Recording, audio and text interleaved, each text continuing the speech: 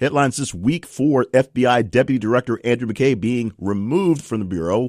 The air quotes in that one. Also, Celebrity Big Brother offering up a brand new big cast, including Omarosa taking her talents to TV again. And the Colonel Sanders is refreshed, just like Doctor Who. It gets refreshed every couple of months. And you won't believe who it is or who it isn't because she claims she's not. Well, we'll get into that in just a bit. Those three stories did not make the top 10. So what stories are on top this week as per you? We will talk about them and so much more in this week's edition of the weekly wrap-up show for the week ending February the 3rd, 2018.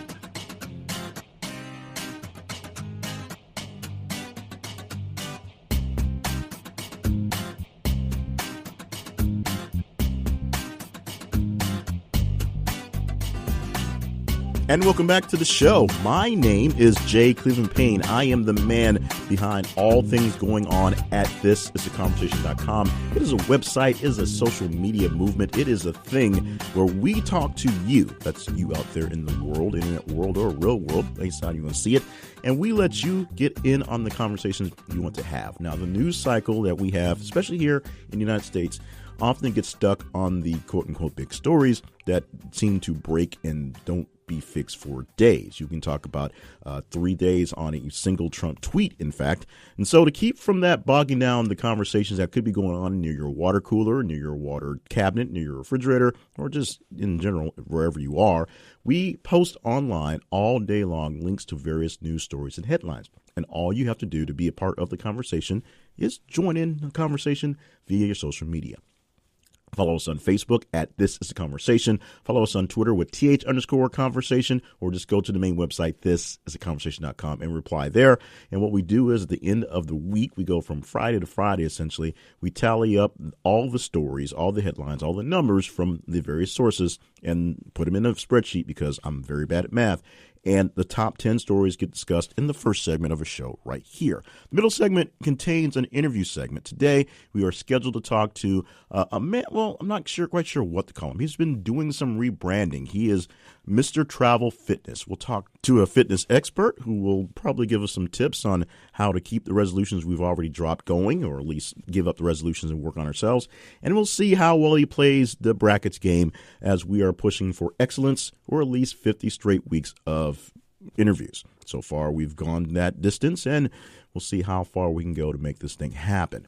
And, of course, it's all about you and giving you what else you missed out on. So we'll give you, in the last segment, the almost irrelevant story this week, 100 specific headlines we posted this week, plus the rest of the top 15 and as many other stories as we have time allotted for. So let's go ahead and get into the big shindig for this week with the top 10 stories of this week. The number 10 headline is Robert Wagner, person of interest in Natalie Wood's death. Now, this is a story that's literally as old as I am.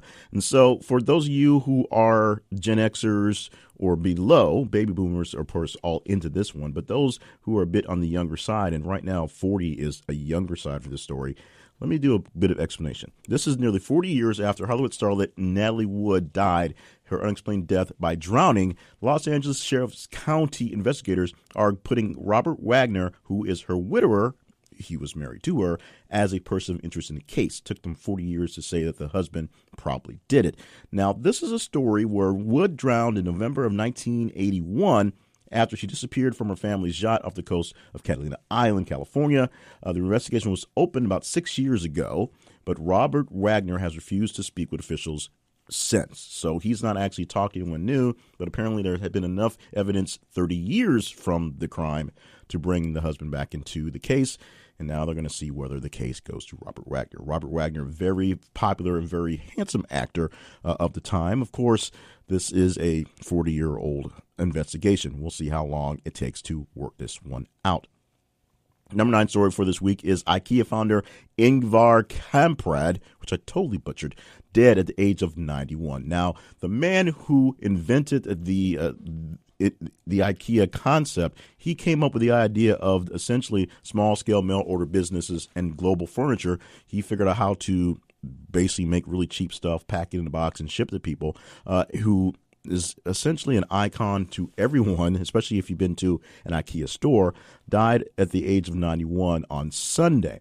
Now, there is a little bit of sort of weirdness into his story. He has a big work ethic. He's really frugal and down to earth. So we found out later in the week that his money is basically going to no one. He had no will to send it to, so his money is kind of in just limbo right now.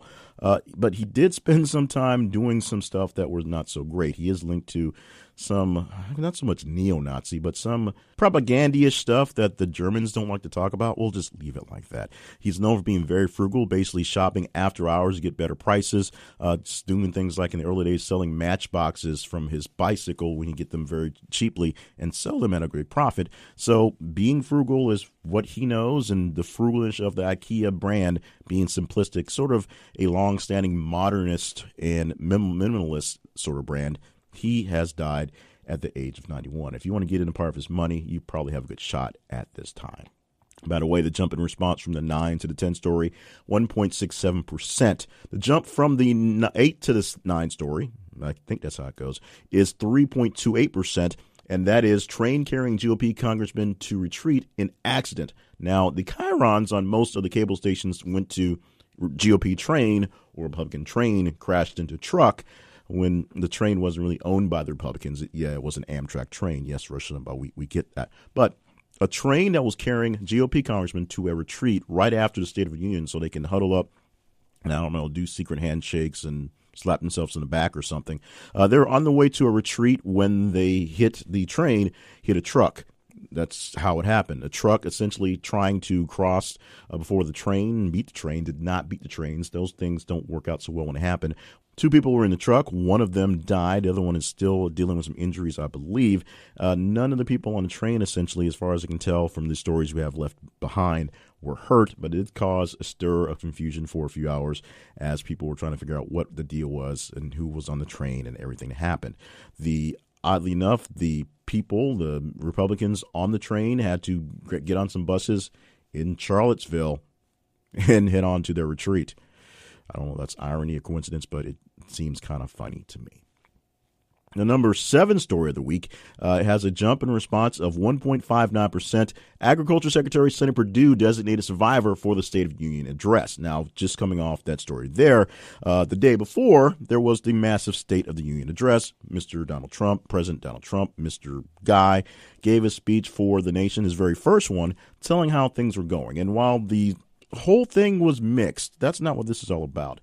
If you are familiar with the current ABC show, I believe it's on ABC, called A Designated Survivor, it stars Kiefer Sutherland, who gets to become the president after being something like secretary of whatever, some minor secretary role, and then Congress is blown up on the State of the Union address.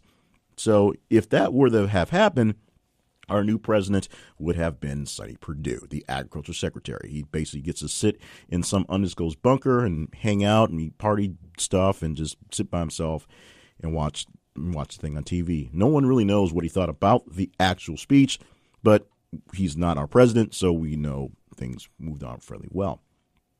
Jump in response from 4.69% from the 7 to the 6 spot. And this is dozens of people recounting patterns of sexual misconduct by Las Vegas mogul Steve Wynn. Steve Wynn was essentially outed in the whole Weinstein thing this week by essentially by something that he actually probably did. In a lawsuit that was settled many, many years ago, a massage therapist that worked for him in his casinos had some complaint about sexual misconduct. And there was some sort of settlement and some money was paid. The reason why we know about this is Steve Wynn has been going through a very long and very ugly divorce settlement and trying to keep control of his casinos and his wealth. One of the reasons why it looks like he's selling all his casinos in the States and going to Micheal is because he can protect his wealth over there a little better than here. That's just how it works. When you're that rich, I guess that's a problem. The biggest problem that came from this is apparently there was a long settled idea that Steve Wynn, while great to the people that worked for him and gave a lot of people, including women, great opportunities, some of those opportunities may have came at some sort of give and take that isn't really seen as all that wholesome to the people who keep an eye on these things. So Steve Wynn, because of this, ended up dropping his job, not so much job, but he was the financial chair for the Republican National Convention. He had to drop that. And, of course, they brought in some Donald Trump stuff because he's a rival and sort of a friend of Trump. He actually hosted the gala that Trump didn't go to when they had the government shutdown, although for years, because of casinos, they've not been such great friends. That's what we have on Las Vegas mogul Steve Wynn. Nothing really bad is coming about from this other than losing some of his political clout, and we know these things that we probably would have known about otherwise. The number 5 story this week, helicopter crashes into California home, killing 3 people, jump in response of 2.99%. Now, this is a story we're not going into a lot of detail on, but here are the main thoughts on this, main pieces of it. Helicopter crashed into a Southern California home shortly after takeoff on Tuesday, which killed 3 people, injured 2 others. This from the officials on the scene. The 4-seat Robinson R-44 went down in a gated community of Newport Beach, about 45 miles southeast of L.A. That is where it is, where the thing happened. About 4 people were on the helicopter time, and one of the people that actually died was a bystander on the street just watching it. So it was a very sad story. Not a lot into it. It wasn't a major crash, and it wasn't someone famous in the crash, which doesn't delineate how bad it is in the first place. But that's the basic story for that helicopter crash that happened on Tuesday. The numbers 4 story with a bumper response 1.45 from the 5 story. Seacrest harassment query ends at E, cites insufficient evidence. And that's essentially all it was. There was a few little details for some things that maybe Ryan Seacrest did as a kind of a boss over the E network. And the inquiry into the harassments basically got squashed because they couldn't quite get enough evidence to keep them going. That may sound familiar to other people who are trying to squash efforts to be investigated because they believe there's nothing there, but maybe there is. In this case, the people doing the investigating, that's E and the outside people for that, found no sufficient evidence or quote-unquote insufficient evidence to keep the harassment inquiry going, to say the harassment happened on a basis that was worth pursuing some sort of major action. That doesn't necessarily mean he didn't do anything or he didn't upset someone. It just means it probably wasn't totally out of bounds or legal. It was more a misunderstanding than it was something that was actually a forcible act that you can actually prosecute.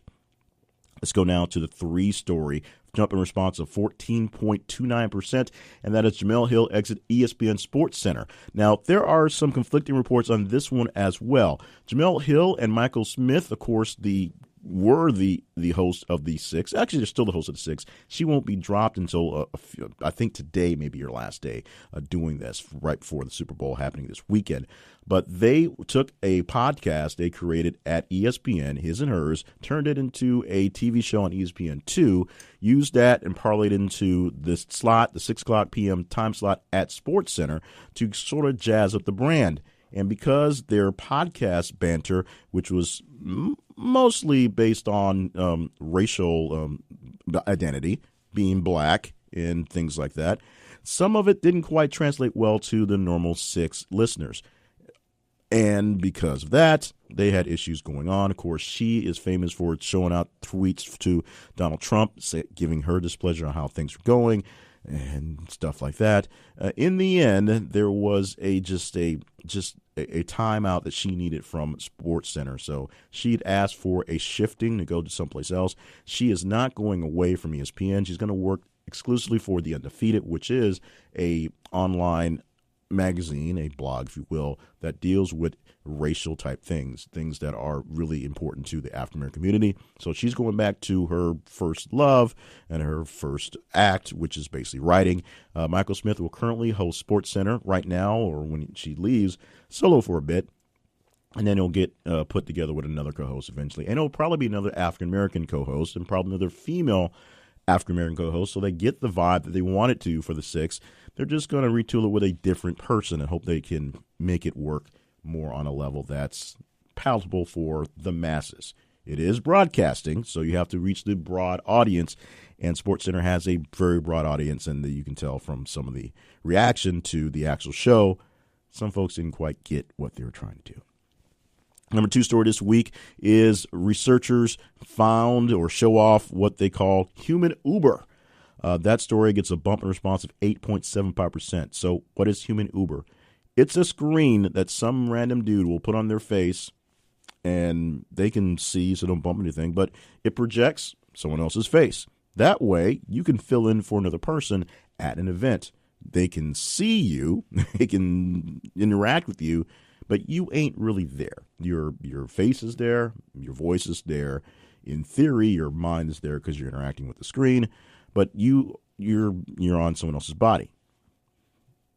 Exactly. And the number one story this week, Mark Salling, former Glee star, dies of apparent suicide. This is a bump in response from the 2 story, 3.45%, a bump from the 10 story, Robert Wagner's A Person of Interest story. That is a 50% jump, and 900% jump from the Almost Relevant story this week, which is number 100. We'll talk about what it is a little bit later, but that's much of a jump from the Almost Irrelevant story. Mark Salling is a former Glee star. At this point, everyone's a former Glee star since it's off the air. Died this week of suicide, apparently to avoid what was going to be a good bit of time and a lot of pain from, well, let me just put it how it was. They found over 25,000 images and 600 videos depicting child pornography on his computers and thumb drives that belonged to him, and he was named in a 2-count indictment back in 2016. Allegedly, he received porn involving young girls through the trial, but that had been delayed as he sought new legal representation. So he went back and forth and actually had a deal to have some that taken care of to get some of the sentence commuted by pleading guilty. He had to register as a sex offender and do a bunch of other things, and everything was about to come down into place. Sentencing for everything over that was coming down in March. He basically couldn't deal with it and died over the week of an apparent suicide. So our thoughts and prayers go out to his family and, of course, the family of all those involved in the case, because everyone is a bit of a victim in this thing as they move on with this. And those are the top 10 stories for this week, and you made it happen. It's the stories that you thought were important to talk about, which is why I'm talking about them in the first block, the first segment of the show. How did they get here? Well, it's very simple. You went to our social media sites, or the social media sites and our links there. On Facebook, you looked for This Is The Conversation. On Twitter, we are th_conversation. Our main website, thisisaconversation.com. And what you did is you interacted with the stories as they came down throughout the week. You saw something that popped in your timeline. You clicked the quick like button. You hit the hearts. You hit the thumbs up. You hit the little, scowling face. You responded to it, replied to it, chatted with me about it. And the numbers that came up were the numbers with the most responses there. And if you want to make sure that next week your vote counts, just do the same thing. Follow us on social media, interact with the stories as they come down, and then wait and see which comes out in the top 10 every single week. Coming up in just a bit, we're going to talk fitness, we're going to talk travel fitness, and we're going to play the brackets. So hang on for this here on This Is The Conversations weekly wrap-up show for the week ending February the 3rd, 2018.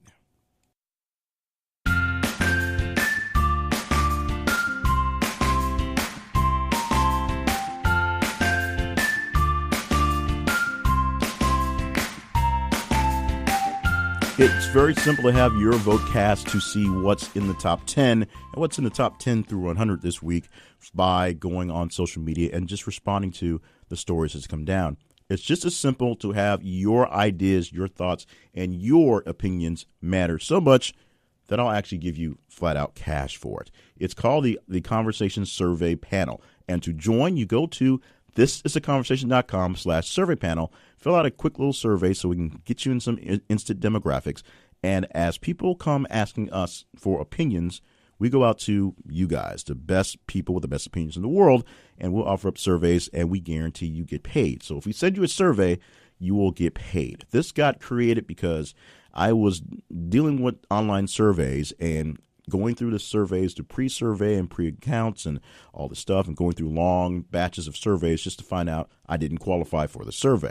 So we pre-qualify you. We tell them that you're pre-qualified, and people looking for opinions on products, on services, on politics, on ideas, they want to know things, and we have connections to really cool people. But to get in on these, you've got to be in the batch for the survey panel. This is theconversation.com/survey panel. This is theconversation.com/survey panel. This is theconversation.com/survey panel is how you get in for these great surveys.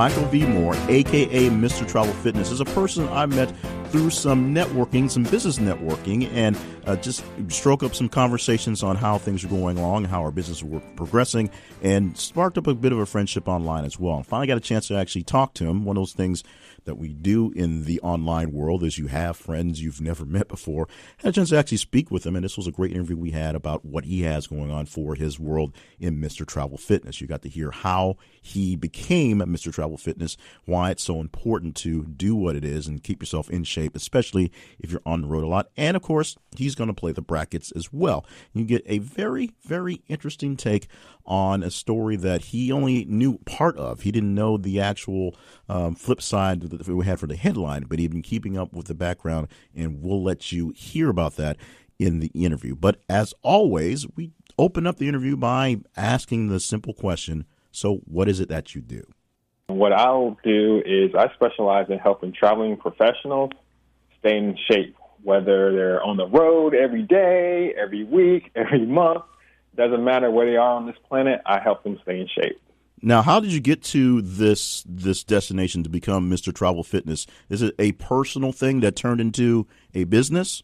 Yeah, so it all started back in, I'll say in 2008, I had my first traveling job that required me to pretty much travel anywhere from 3 to 7 days a week.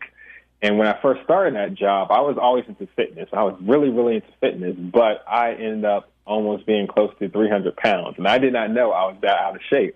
And I used to always tell people how to get in shape, and they used to just look at me like I was crazy. And then one day I was like, wow, okay. I literally took a picture of this, and I looked in the mirror, and I was like, that cannot be me. I cannot be this 300-pound person. Like, let me prove to people that I know what I always preach about fitness. And so that started me on my own journey. And so people around the office saw me lose a lot of weight, and they started realizing that, okay, this guy actually knows a lot about fitness, and he looks like he knows about fitness now compared to when we first met him. And so whenever I'd be on these business trips, I was an international business developer. I used to travel internationally, and I used to travel with the CEO of my company. I used to meet with presidents of countries. I used to meet with high-level executives, and everyone started knowing me as a fitness guy, okay? So back in 2015, I decided to take a break from my international business developer. I also have an engineering degree, so I did like an engineering/business development type stuff. I wanted to take a break from that. I just wanted to do something entrepreneur. I had no idea what that would be. So I pursued a couple of avenues, and then I remember my former CEO, he told me, he's like, Michael, remember all that fitness stuff you talked about? If I were you, you should start a fitness business. And so I decided to write a book. I was passionate about fitness, but I didn't know if that's what I really wanted to do. So I sat down and I put the book together. My first book was called Release the Beast, Conquer Mental, Physical, and Diet Challenges to Unleash the Champion Inside. When I put that together, it became a #1 bestseller. And then I was like, you know what? Let me do something with fitness. And as I got more into fitness, I realized that there's a lot of people who live a lifestyle like me, who traveled all the time, who people really don't understand how to handle their needs, because there's a different need when you have control over your environment versus when you don't. So that led me down the path of eventually turning my business into Mr. Travel Fitness.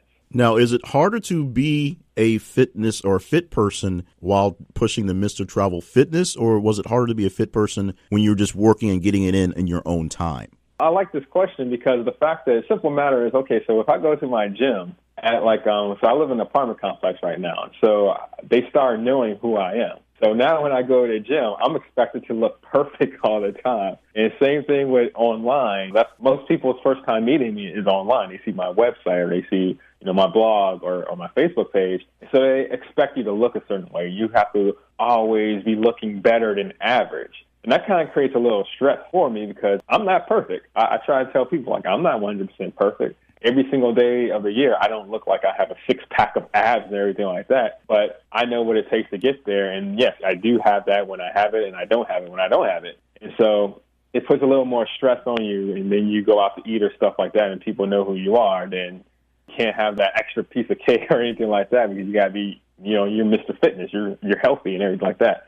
So it is a little harder now, I would say, than before, whereas before it was a little more relaxing. I can just do what I want to do and no one really knew who you are. Whereas now, anytime anyone sees you online or at the gym or something like that, they look at you and they're always trying to find something that's wrong with you. That's a little frustrating. Now, I know you just did a little tune-up at the beginning of the year, and you put that as part of a plan for the people, and you're calling it the 21-Day Challenge. Give us a real quick rundown of what that is and how people can jump in on that with you.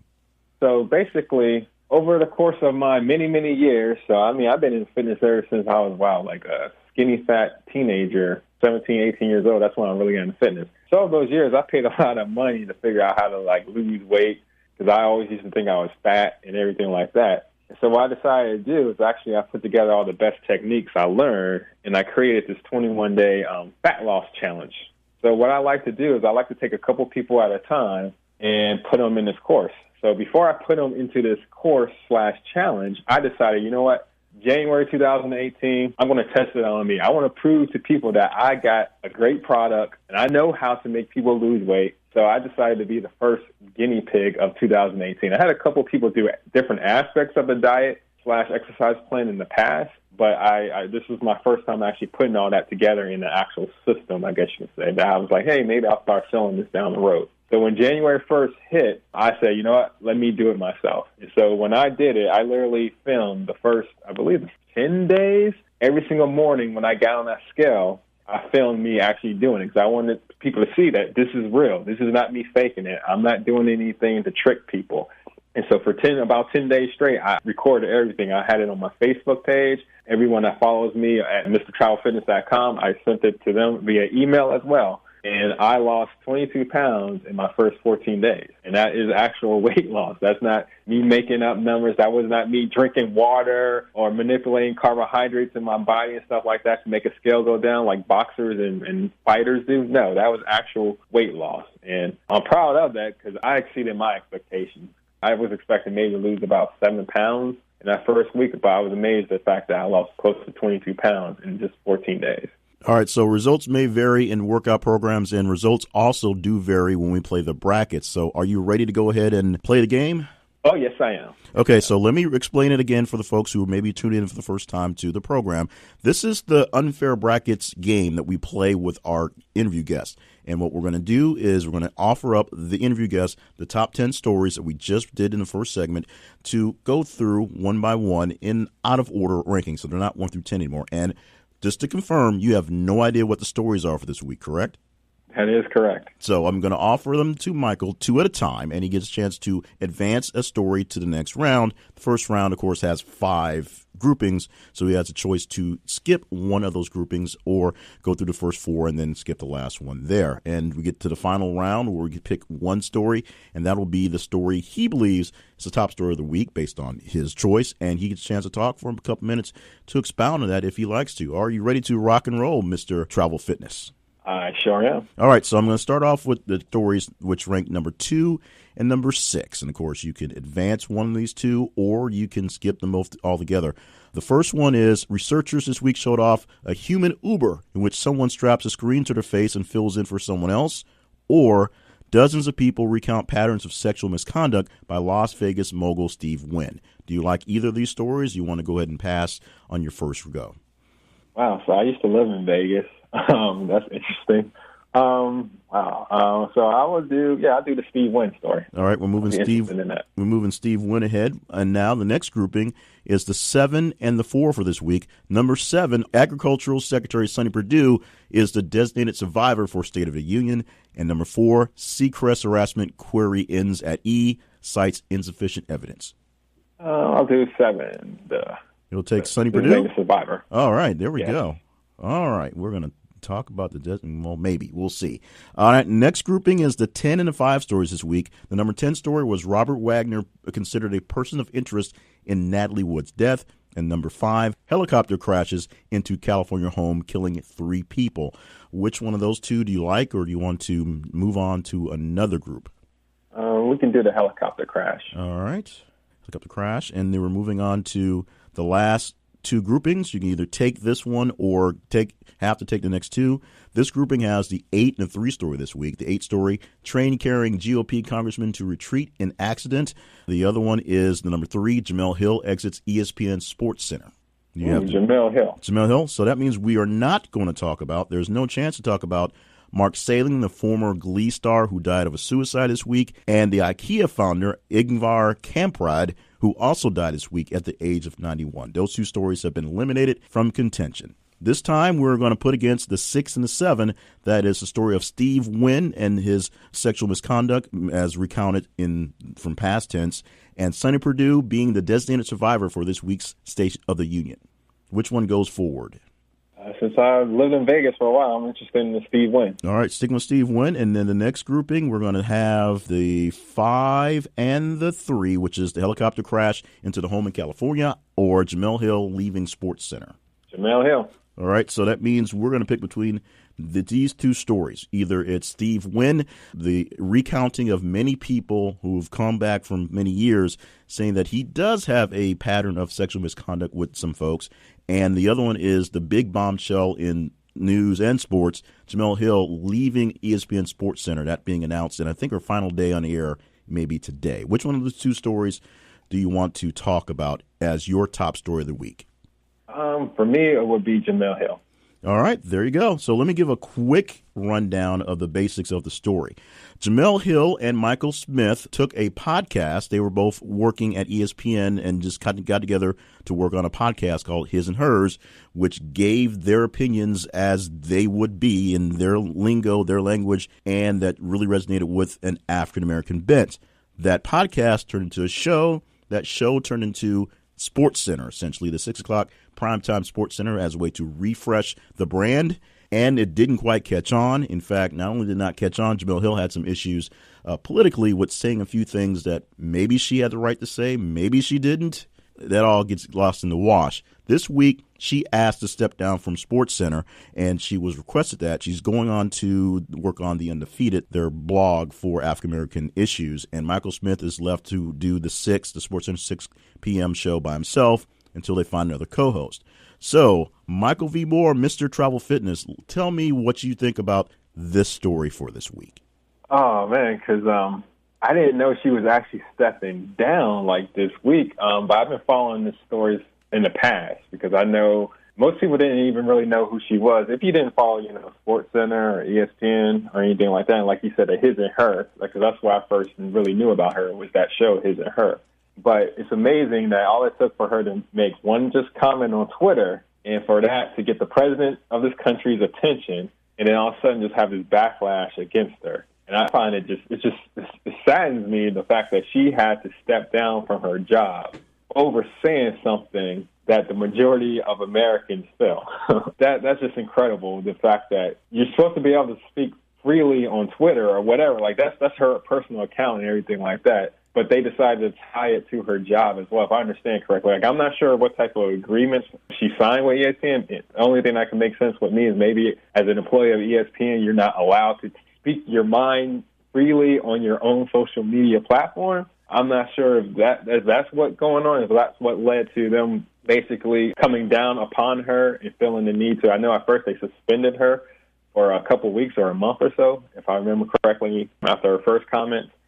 But to see that lead to her just resigning is incredible. That's just incredible to me. I'm upset the fact that people say that you can say whatever you want to say. Freedom of speech. You can speak what you want. Your mind can talk about this. Your mind can talk about that. And we have this president that uses Twitter to talk about whatever the heck he wants. But the moment this person who just said what everyone else is thinking, and the proof is in the pudding. Like, I'm not going to go too much in that topic, but it's just a matter of, the proof is in the pudding, man. If you keep doing actions that makes you look a certain way, it's like you got to be that way after a while. Because if I recall correctly, her first comments was basically the fact that she believed Donald Trump was a racist. And if you go out and you basically have a speech in front of the whole country where you basically don't condemn Nazis, the definition of racism in the world, I'm sorry. That's just the issue. So that's kind of what I think about all of this. Michael, thank you so much for helping me out for the podcast. Tell the folks how they can find Mr. Travel Fitness out there around the internets. So you can just go to the main webpage, which is mrtravelfitness.com. That's mrtravelfitness.com. And you can actually see lots of videos of me on my Facebook page. So just go to Facebook and search for Mr. Travel Fitness, and you will find lots of material from me. And if people want to get in the next batch of 21-Day Challenge, where they look for to get in contact with you on that one? If you're interested in that, I would just say go ahead and send me an email. So send me an email to Micheal, Michael, at MrTravelFitness.com. Michael, thanks so much for joining us for the podcast. Thank you for having me.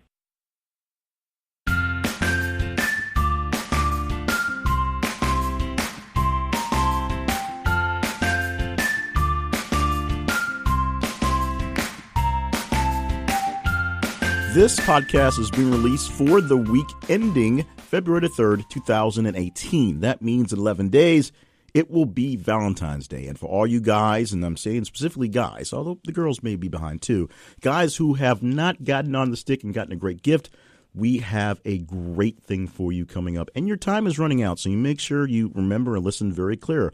Go to our website, thisisaconversation.com, and click on the sponsors for Cloud9 Living, or just go to thisisaconversation.com/Cloud9. That's Cloud and numeral 9, and we can help you with the best experience ever. I've told you about the package we got for my wife, where she is going to get to drive a race car, and me and my daughter will go someplace far away, so we're nowhere near that. But you can do all sorts of great experiences via Cloud9 Living. They have golf experiences. They have hang gliding experience. They have balloon experiences. They have underwater experiences. They have really fast cars that scare me experiences, and you can get them at a great deal. Now, normally when we talk about Cloud9 Living, we talk about getting the gift certificate so you can just give the gift to them.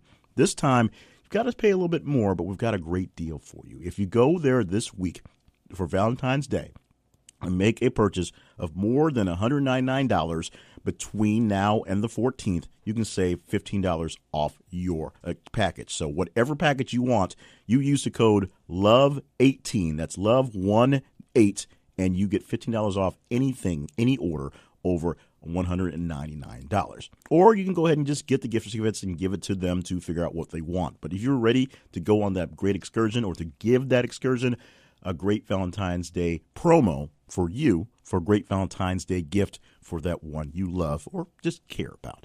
So give the gift that's a great gift, and give the gift to yourself of $15 off by using the code LOVE18 and going to our website, thisisaconversation.com/Cloud9, that's Cloud numeral 9, for a great gift, for a great excursion via Cloud9 Living.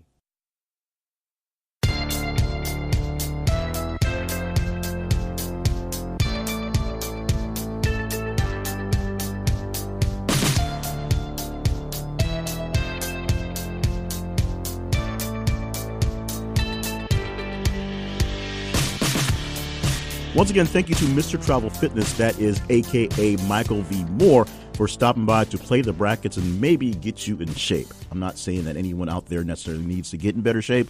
I do know that I have been eyeing jumping in on a 21-day challenge myself, and I think I may need to go ahead and take that leap. So if you're looking for someone who's going to give you great advice on staying in shape, getting in shape, or maybe that little kick in the butt to help you move, that's there as well. Now, as time runs out, very quick housekeeping for the show. Remember, if you want to be a part of the show, you are the votes. You make things happen. Go to our social media links via Twitter, th_conversation, via Facebook, This is a Conversation, and just the main website, thisisaconversation.com. Stop by, react to the stories as they come through your timeline, and the more reaction you give them, the higher they go up. And we tell you how they rank throughout the week. At the end of the week here in this podcast, we'll have your top 10. We'll get to the almost irrelevant one in just a second, round up top 15. And we don't have a lot of time today. We'll see how many we get in the in-betweens. But that's how you get things going right here. We also want you to subscribe to the podcast wherever you want your podcast from, and go to the website, and you can find links to all the places we are. And if we're not there, let us know. We'll fix that pronto. Stop by the website for plenty of great features, including helping me find some pretty big guests and playing the rankings game for a chance to win $10, a $10 gift card from Starbucks on me. How's that sound? How about the sounds of the almost relevant story this week? This week, we had 100 specific posts, 100 things listed for storylines, and the one that was 900% less popular than the top story, which is, of course, Mark Salling and his suicide, was Donald Trump. Donald Trump did make it directly into the list this week by going on TV and doing the State of Union address, and then, of course, next day saying that it was the most watched State of Union ever, which it wasn't. And that's all we got time for that one. Now, rounding out the top 15 with the 11th story, we have FBI Director Andrew McCabe removed from the Bureau. And, of course, as these things happen, there's some sketchy ideas on what removed means. He no longer is the deputy director. He was going to leave in months anyway, but he decided to skip the way to his retirement and just go ahead with terminal leave right now. He's out. All sorts of craziness going on about a memo released today. We'll probably talk about that coming up next weekend. Celebrity Big Brother has some pretty big names in the cast, including Brandi Glanville, Mark McGrath, and Omarosa. Of course, Omarosa was shopping a book about the tell-all details of the Trump White House. Nobody apparently wanted to pick up that book, so she has to go put herself out in the TV again. So more Omarosa directly on your TV coming up I guess they already cast it, so I guess she's already in the Big Brother house. 95 people died after an explosion in an Afghan capital of Kabul over the week. We're going to quickly go past that one. So we, of course, thoughts and prayers out to that one. A Cleveland ambulance decided not to pick up a man who was shot 16 times because he was outside the city limits, about a quarter mile outside the city limits. Literally a stone's throw from where the city is. They didn't pick the guy up. Obviously, this company had a stern talking to after a while. And the 15th story is one that was holding strong in the top 10 for most of the week and then just barely missed it for the end of the week here. Still in the 15th, though, and that is a new peddler of the chicken with 11 herbs and spices, or more specifically, the chicken tastes like Memphis barbecue, and that is the Colonel at KFC. They have a new barbecue style chicken up, and a new Colonel, as they seem to do, upgrading turtles as they need to. This one looks a lot like and sounds a lot like Reba McEntire, which would make her the very first Colonel to be a woman. Although the Colonel will tell you, as he does in his commercials, he is not Reba McEntire. He is not, while often confused for, not a famous country singer, and a female one at that, just so that you guys know. So let's wrap up with as many of the also betweens in here and there as well. And these, of course, are no particular order. We just reshuffled everything at the tail end of the show, and whatever we have time for in about the next 3.5 minutes, we'll see how many headlines we can get to. Of course, starting off with a really, really big one. Amazon, Berkshire Hathaway, and J.P. Morgan Chase forming a new company set to disrupt U.S. healthcare. It essentially is a healthcare insurance provider that's going to provide things that are not provided by the government and the private insurers right now. How this works? Well, they were short on details, but they do have the power and the money to really disrupt anything. We'll see if they can fix or disrupt, I hate that word, healthcare. The Professional Darts Corporation has confirmed this week that they will no longer use walk-on girls for their dart events. That means no more beautiful ladies just wandering around for no apparent reason at the sporting events, if you believe darts is a sport, and they believe it is. Now, whether that means there'll be less ring girls at the wrestling or at the boxing or the MMA fights, we shall see. It may or may not happen. This one's a pretty weird one. Remember that Hawaii missile alert from weeks ago? Now, the worker who sent the alert that said that there was a missile attack on the way to Hawaii apparently not only wasn't paying attention to what he was doing, but after seeing it, believed there was an actual missile attack on its way to Hawaii. He saw the message that he accidentally sent and got pretty scared because he thought it was on the way. There you go. There's a lawsuit against Walmart. That's a kind of a weird one, so go along with me for this one. It's a racial discrimination case because the African-American hair products were locked up in the Walmart store as opposed to other hair products that were free and open. So someone had to actually go and unlock the case to see the African-American hair products. Now, this is an extreme version of the commercial they have right now for Dollar Shave Club, where the guys, or basically all of them, the razors are locked up, and they actually have a blow dart to keep a guy from stealing razors, apparently. So this is an actual occurrence of this. The lady is suing Walmart for racial discrimination. We'll see how that goes. This is a really sad story. Bride accidentally leaves groom at altar during $17,000 wedding and gets dumped at reception. This takes a bit of unpacking, but essentially the bride was having the day from hell on her wedding day to basically show up late for the wedding. missing out on everything, which they couldn't have the wedding because the person who was holding the event had another wedding scheduled afterwards. She did show up for the reception, and at the reception, the groom decided, I can't deal with this drama, and leaves, dumped at the reception after leaving her husband at the altar. And this one is one I'm throwing out there because I'm in the SEC range. That's how it goes. No SEC school has sent more players to the Super Bowl in any NFL history than Tennessee. So Tennessee, but I guess Tennessee is Tennessee. Thank you so much for joining us for this podcast. Join us again next week for more great conversations, and join us all week long for what we like to do. You see the stories, you react, we have the conversations with you. Thank you so much, and goodbye for 7 more days.